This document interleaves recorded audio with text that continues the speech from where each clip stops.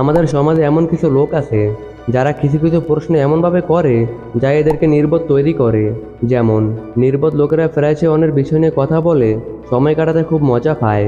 যে আপনি কিসে চাকরি করেন, এটাও তেমন একটা নির্বোধ প্রশ্ন।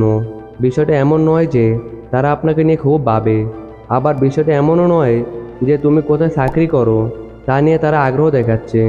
বরং এরা তোমাকে মাপতে চায়, তোমার অবস্থান মাপতে চায় তোমার চাকরির দ্বারা। এটা একটা বড় ধরনের বোকামিমূলক প্রত্যাশা ছাড়া আর কিছুই নয়। না তারা তাদের ফিউচার লাইফ নিয়ে ভাবেন, না তারা জীবনে ভালো কিছু পাবার আশা করেন। এরা এদের মূল্যবান সময়টা অন্যকে নিয়ে আলোচনা ও সমালোচনা করে কাটিয়ে দেয়।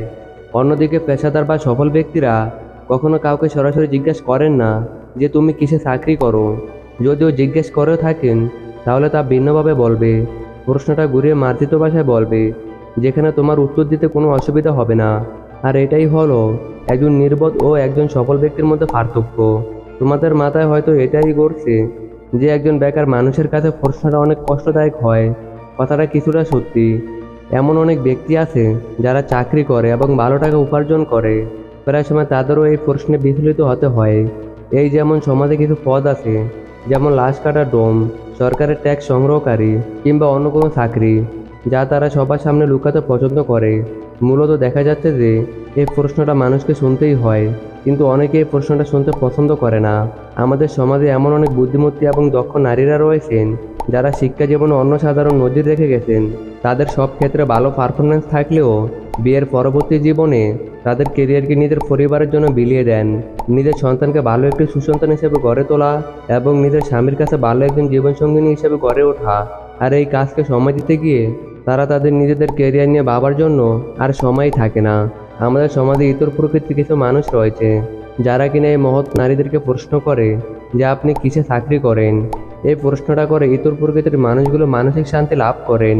আর যখন ওই নারী বলেন আমি একজন গৃহিণী, তখন ওই মানুষগুলো টিটকারির সুরে বলেন ও আচ্ছা, বোঝা উচিত। আর আপনি এই প্রশ্নটা সরাসরি কাউকে করবেন না, কারণ এটা সবার কাছে আনন্দদায়ক নয়। তাই জ্ঞানী ব্যক্তিরা কোনো অপরিচিত মানুষকে এই প্রশ্নটা করা থেকে দূরে থাকেন। আবার আপনি যখন অন্য কারো পদবি কিংবা চাকরি অবস্থান না জেনে তার সাথে মিশবেন, সে নিজেকে অনেক খুশি মনে করবে, কারণ সে কি চাকরি করে তা না জেনেই আপনি তার ঘনিষ্ঠ হচ্ছেন। আর এই বিষয়টা আপনাকে বাকি সবার থেকে আলাদা তৈরি করবে। আমাদের মধ্যে এমন অনেকে আছে যারা পেশাদারি জীবনের অবস্থান সম্পর্কে কাউকে কিছু বলতে চায় না। আর তাদেরকে যখন এই প্রশ্নটা করা হয় আপনি কি করেন, তখন এই প্রশ্নটা তাদেরকে অস্থিরতায় ফেলে দেয়। আর তার কাছে আপনাকে নির্বোধ বলে মনে হবে। আর তাই তোমাকে এই প্রশ্নটা বুদ্ধিমত্তার সাথে ভিন্নভাবে বলতে হবে, যাতে ওই লোকটিকে বিব্রতিকর অবস্থা না পড়তে হয়। আর তাই আজকের এই ভিডিওতে আমি আপনাদের বলবো কিভাবে আপনি এই প্রশ্নটি করবেন। একজন অপরিচিত ব্যক্তি তার জীবিকার তাগিদে সে কী কী কাজ করে থাকে তা আমরা কেউ বলতে পারি না। আর সেটা সরাসরি জিজ্ঞেস করলে সে বিব্রত হতে পারে। তাই সহজেই কাউকে এভাবে বলা যায় না। তাহলে তুমি কিভাবে তাকে জিজ্ঞাসা করবে যে সে জীবিকা নির্বাহের জন্য কী কী কাজ করে থাকে? আমি ব্যক্তিগতভাবে কাউকে সরাসরি বলি না যে তুমি কি করো, বরং আমি সবাইকে জিজ্ঞাসা করি যে সে কিভাবে তার দিনে সময়গুলো পার করে। আর এভাবে বললে আপনার বিপরীত মানুষটি সহজেই আপনার সাথে আনন্দ নিয়ে সবকিছু শেয়ার করবে। একজন লাশ কাটা ডোমের জন্য প্রশ্নটা যেমন প্রাসঙ্গিক, তেমন একজন ব্যবসার জন্য অনুকূলে। বিভিন্ন কোম্পানিতে কর্মরত ব্যক্তিরা তারা তাদের কাজ সম্পর্কে তাদের অনুভূতি শেয়ার করেন। এভাবে জিজ্ঞেস করলে সবাই একটা সেফ সাইডে থাকেন। তুমি এটা বুঝতেই পেরেছো তোমাকে কি করতে হবে। তোমাকে সুন্দরভাবে জিজ্ঞাসা করতে হবে আপনি কি কি করে আপনার নিত্য দিনগুলো পার করেন।